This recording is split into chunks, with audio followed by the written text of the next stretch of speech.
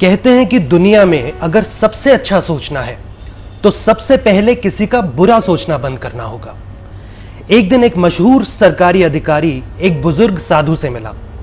वो सरकारी अधिकारी अपने घमंड में इतना डूबा हुआ था कि उस साधु के सामने यह साबित करना चाहता था कि वो कितना लायक और पहुंचा हुआ है।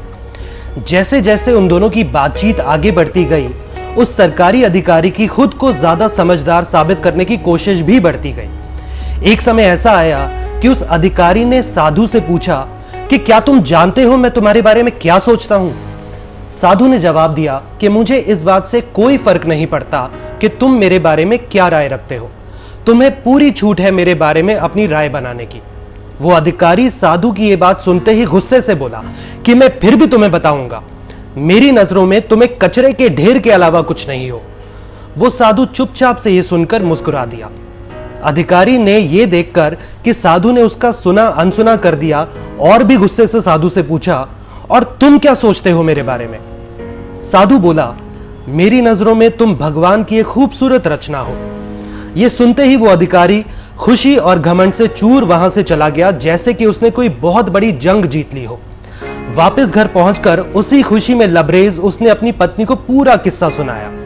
उसकी पत्नी पूरी बात सुनने के बाद बोली, बेवकूफ आदमी, जब किसी इंसान का दिल कूड़े के ढेर की तरह होता है तो उसे सब वैसे ही नजर आते हैं।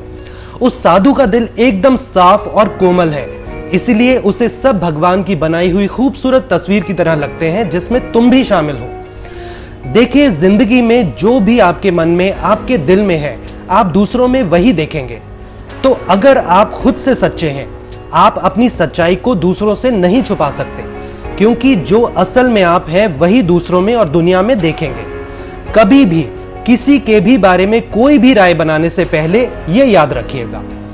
इसी तरह सीखते रहने की छोटी छोटी कहानियां लेकर मैं पंकज मल्होत्रा आपसे फिर मिलूंगा।